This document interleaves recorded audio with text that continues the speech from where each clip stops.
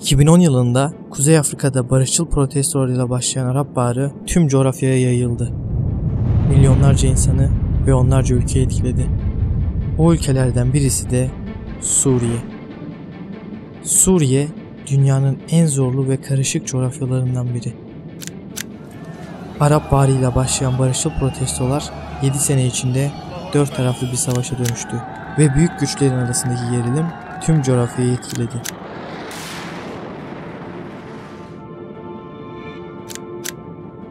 Bu harita Suriye'de başlayan iç savaştan önceki duruma ait. Suriye'nin güncel haritası ise bu şekilde. Suriye 4 taraf arasında bölündü. Esad rejimi destekleyen Rusya ve İran, Suriye rejiminin isyancı olarak gördüğü muhalifler ve muhalifleri destekleyen Türkiye'nin PKK'nın Suriye kolu olarak kabul ettiği YPG-SDG ve Amerika Birleşik Devletleri. Son olarak da birçok ülkede etkinliği bulunan DAEŞ. Suriye'deki güçlerin etkinlik gösterdiği alanlar haritada bu şekilde. Suriye'deki bu karışıklık izlerinin uzun yıllar silinemeyeceği yıkık bir ülkeye çevirdiği gibi birçok ülkeyi de etkiledi.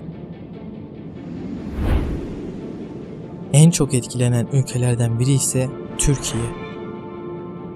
Suriye'deki savaş Türkiye'yi güvenlik, ekonomi, iç ve dış siyaset olmak üzere birçok konuda etkiledi. Suriye üzerinden Türkiye'ye giren canlı bombalar birçok şehirde terör eylemleri gerçekleştirdiler. Yüzlerce insan hayatını kaybetti ve binlercesi yaralandı.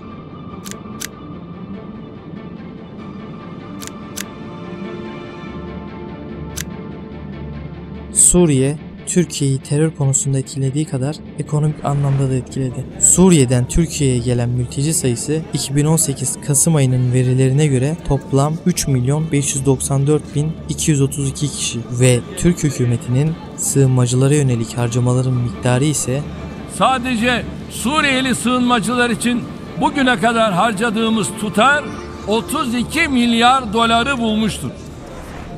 Suriye'deki karışıklıktan her alanda etkilenen Türkiye, Suriye meselesini ana gündeminden hiç düşürmedi ve birçok ülkeyle karşı karşıya geldi. O ülkelerden birisi de Amerika Birleşik Devletleri.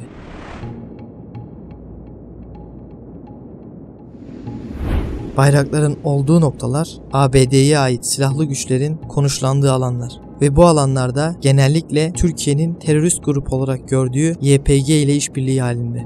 Türkiye ile Amerika Birleşik Devletleri'ni karşı karşıya getiren en önemli sebeplerden birisi de bu birliktelik. Suriye'deki bu karışıklık her geçen gün değişmekte.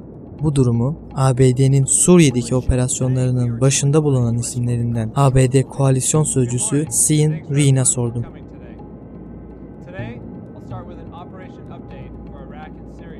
Zorlu görüşmeler sonrasında gerçekleştirdiğim yazılı mülakatta aldığım cevaplar üzerinden Suriye konusunu ve Türkiye ile ABD'nin Suriye'deki ilişkilerini anlatacağım.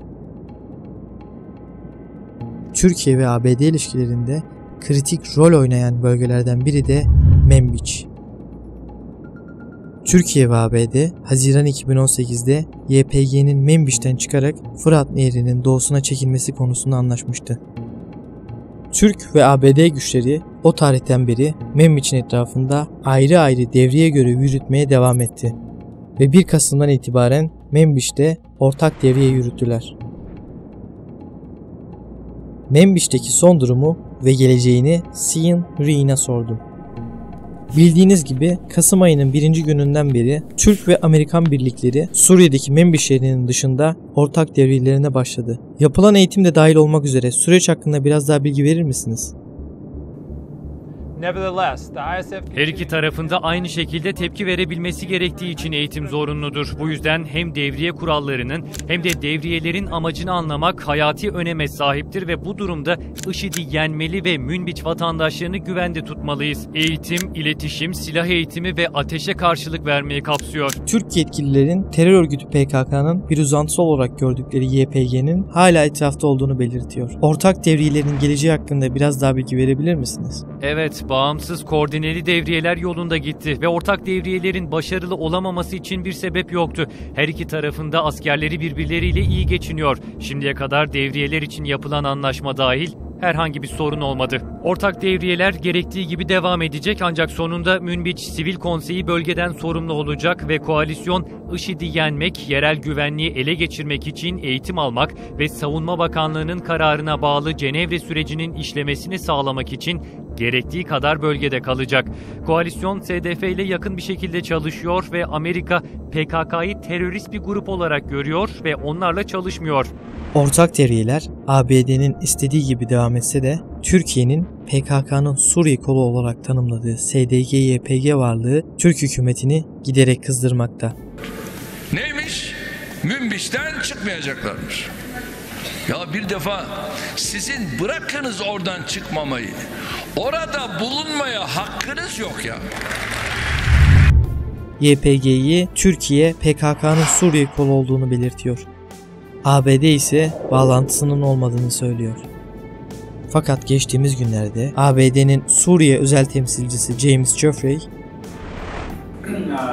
"Bu oldukça zor. Çünkü Türkiye'nin aktif katılımı, işbirliği ve koordinasyonu olmasaydı Suriye'de bugün yaptıklarımı yapamazdık.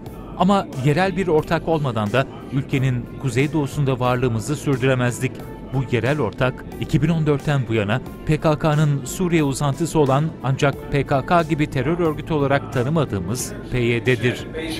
Türkiye'nin endişe duyduğu diğer konuysa Amerika Birleşik Devletleri'nin YPG-SDG'ye verdiği silahlar. Tüm teçhizat SDF'ye verildi ve geri alındı. Bu silahların hesabı sorulabilir. Türk hükümeti PYD'nin Türkiye sınır hattından tamamen çekilmesini istiyor.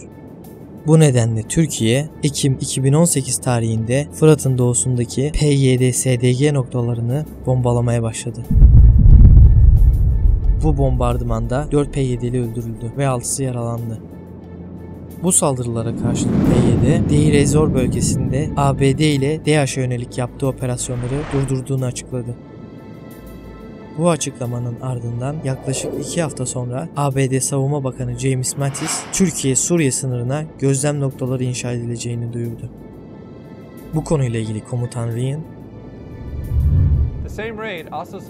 Gözlem noktaları Türkiye-Suriye sınırında yer almakta ve hem Türk hem de SDF ortaklarına bölgedeki zararlardan korunmaya yardım etmek için Amerikan askerleri tarafından yönetilecektir.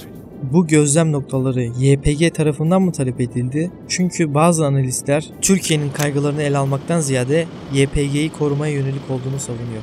Tam olarak bunlar asılsız suçlamalardır. Gözlem noktaları sınır istikrarını destekleyen ve alanı DAEŞ'ten koruyan iki amaca hizmet ediyor.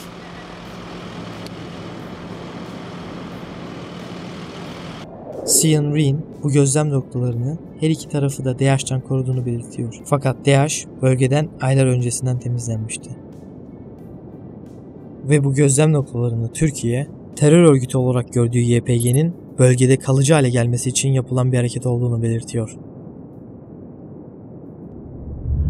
ABD askerleri tarafından Suriye sınırında yapılacak gözlem noktalarının, kurulacak gözlem noktalarının buradaki algıyı son derece olumsuz etkileyeceğini, ülkemizdeki algıyı son derece olumsuz etkileyeceğini, burada ABD askerlerinin bir şekilde terörist YPG'leri koruyor, onları perdeliyor şeklinde bir algıya sebep olabileceğini de görüşmelerimiz sırasında dile getirdik. Türk hükümeti sınır hatlarında hiçbir şekilde YPG terör örgütünün faaliyetlerini kabul etmeyeceğini defaatle söylese de Amerika Birleşik Devletleri YPG'nin bölgede daha uzun kalmasını sağlayacak olan gözlem noktalarını yapmakta kararlı. Suriye'de Arap Baharı ile başlayan iç savaş ülkeye büyük bir yıkım getirdi ve bu durumun ne zaman sona ereceği de belirsiz. ABD'li koalisyon sözcüsüne de bu dramı sordum. Bu ilginç ve zorlu bir pozisyon. İstediğim kadar dışarı çıkmıyorum ama savaş alanını görmek, Irak ve Suriye vatandaşları ile iletişim kurmak bana neler olup bittiğine dair daha iyi bir bakış açısı sağlıyor. Kendi deyişleriyle dünyadaki herkes gibi sadece barış ve refah içinde yaşamak istiyorlar ve bu düşünceler aklımda dönüp duruyor. Gelecek bölümde ABD ile PYD'nin Suriye'deki diğer operasyonlarını, Deir ez-Zor bölgesini Rakka'daki yıkımı, ABD'nin Suriye'nin güneyinde varlık gösterdiği tek bölgeyi ve o bölgenin stratejik önemini anlatacağım.